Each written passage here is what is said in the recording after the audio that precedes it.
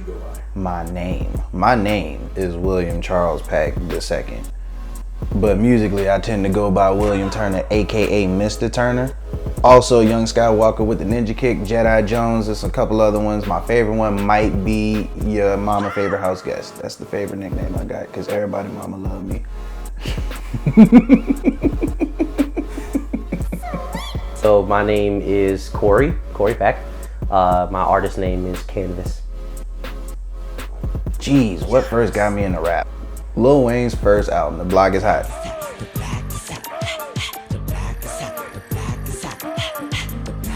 Mom and Dad used to have this box in the living room back at the house we stayed in Atlanta.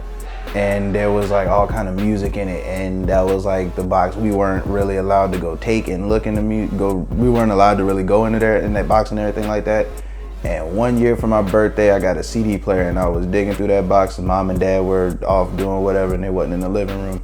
And I found that CD, and I took it upstairs and hid it under my pillow. And I would at night, I would put the covers over my head, and I would listen to that album front to back. And that was the craziest thing to me. And I think that really was kind of like, that's what made me want to get into it, or at least try it. Because at that time, Wayne was like 14 when he dropped the album. I was around the same age when I figured, I was like, if he could do this, I could at least try. So that's what got me into it, really. So I have these very faint memories of me and my mom being in like the sunroom of our apartment in Atlanta. And she would always have like Jill Scott playing. You know, and she would play Doris Day music, and so it just could sort of in my blood. I think that after like coming out of that, there's been so many different situations that I kept music around me.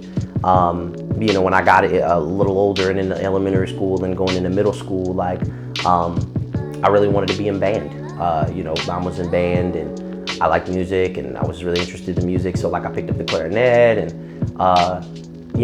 somewhere off in there was when I got my first guitar. I remember like watching YouTube videos of Andy McKee and Antoine Dufour, and I was like, man, I really want to play the guitar. And so I started playing the guitar and playing clarinet. So like instruments were my thing initially, even though I was always singing.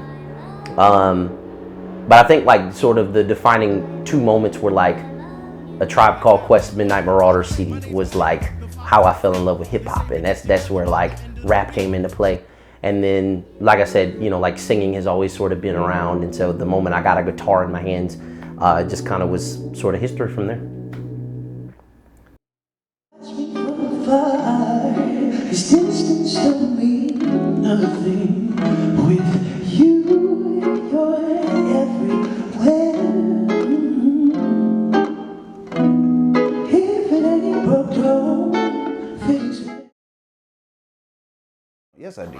My favorite song of all time is Method Man by Method Man. That song, for whatever reason, it clicked with me. The first time I heard it, it was everything. Just the hook was so simple. He spells his name, M-E-T-H-O-D, and it just did it for me. And between that and as of late, The Bean Kicked In by Zach Fox has been my jam. I play that's on my playlist, and I play it religiously at work. And as far as my favorite album goes, ooh, boy. My favorite album might have to be a compilation album between Black Thought and J Period, so The Best of the Roots, that entire album, because it's songs that span the entire career of Black Thought and the Roots, and then so many different features you have from Ghostface Killah to Busta Rhymes. You might have Q-Tip off in there somewhere, so it's just so many different legends, if you will, all on one compilation. So that might be my favorite album too. My favorite hip hop album is Midnight Marauders by Tribe Called Quest, because it is the story of how I fell in love with hip hop. So that will forever be immortalized as my favorite hip hop album. On the singing side of things, it's probably Voodoo by D'Angelo. There's something so iconic and eclectic about that album, and it's timeless, and I keep coming back to it, and it always sort of influences me to sort of like push the boundaries of what I'm doing in music. So yeah.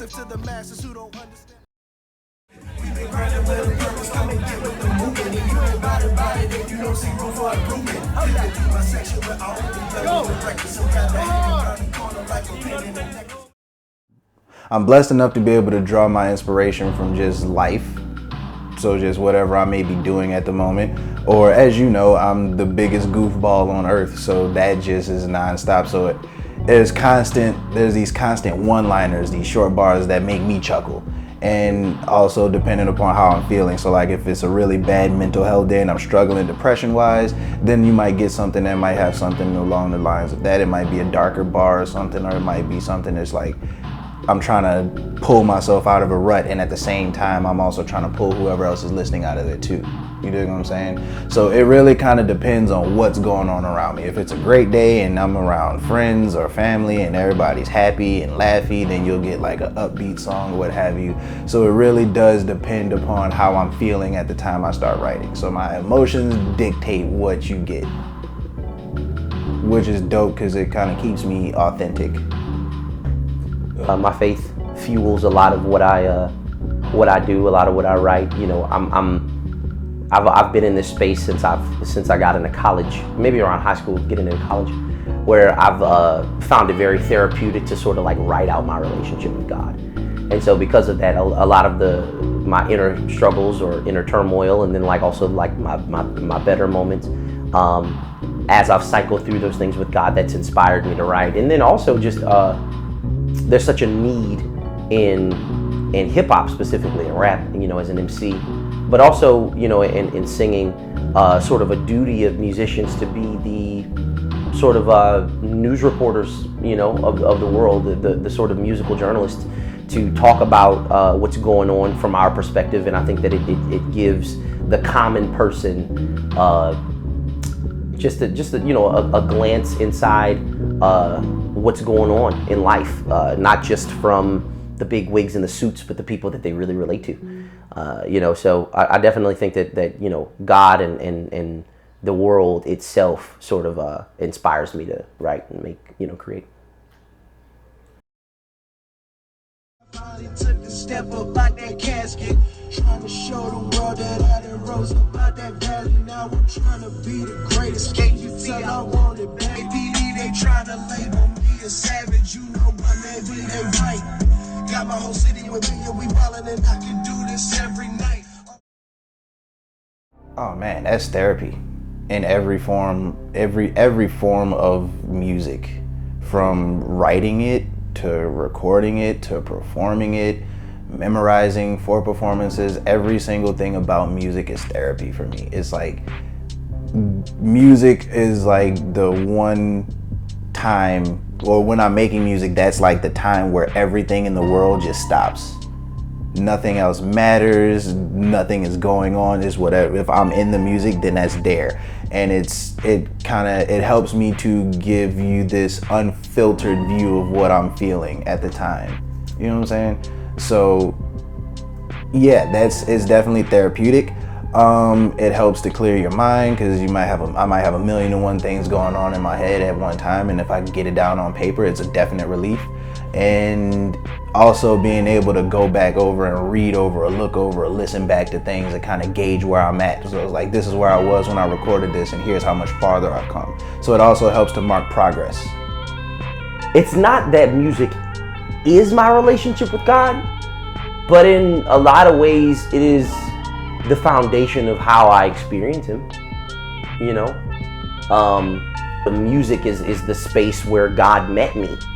And so because of that, it's a space that I always come back to be with Him, and commune with Him and share my heart with Him and listen to Him share His heart with me, and create from that space. And so, you know, my relationship with God made music mean something. Before I knew God, I was doing music because it was cool. You know what I'm saying? Like, it was fun and it was interesting, and there's nothing wrong with that. But God made music have purpose.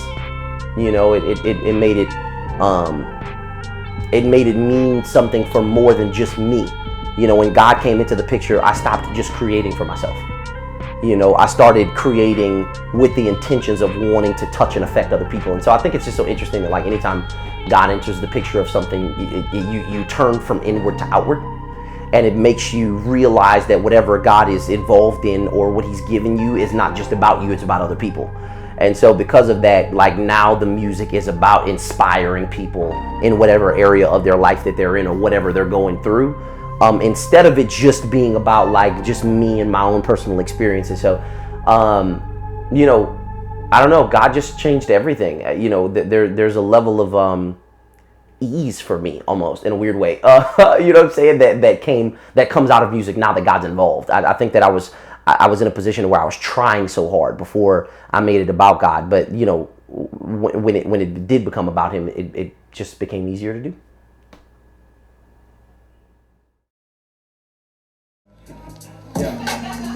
Hey. Ascending every level of Olympus, shadow boxing from my nimbus. Them demons pack the power poles that come with extensions, meant to knock you off your hinges, drive you backwards like an engine. I think it's about that time that this planet take a listen at this rebel as I strike with the quickness and proceed to make an entrance. Spend a long time in the house performance was the coolest thing ever because I wasn't expecting it to be that way. I will definitely say I was a nervous wreck beforehand because I wasn't sure how it was going to turn out. Once I got into the performance and then I could see everybody's like, all right, everybody rocks with what's going on. This is going well. A couple people actually knew some of the songs, which was dope. The atmosphere was really, really great because I made the choice to sit down on a stool because everybody else is just sitting around. We're in the living room, so everyone's just sitting around in chairs. So it was like I could stand up and perform to y'all, or I can sit and just vibe with you guys. That was the whole plan. Was I didn't want to stand up. I pulled up a stool. I had like a little stand thing for my phone to play the beats off of and whatnot. So yeah, I was definitely dead nervous as I am before any time I get to perform. But once I get into it, then I'm right at home. I find my pocket. You know, people are rocking with the songs. The performance ends. I'm getting standing ovations. The whole thing was great, and I really enjoyed it better than I did performing on stages at like Celebration where it's like a bigger crowd. Like I prefer the more intimate vibe. So it's like I can make an attempt to connect with every person that I'm sitting in front of. So if it's only like 30 people there, through the duration of this performance, at some point me and you are gonna lock eyes and you gonna feel something I said. So that was my favorite part. That was my favorite part about that house concert, was how small and intimate it was. The Neutral Ground Coffee House. It was a ton of fun, man. I was in college. Shout out Wolfpack, shout out Loyola, love Loyola. I was having so much fun.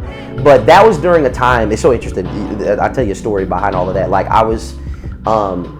this was during such an interesting time. My first album had come out not too long after or before the performance at the Neutral Ground Coffee House. I put my first album out, and I put my whole heart and soul into that album, and the response was not what I wanted it to be. I thought that if I worked hard enough,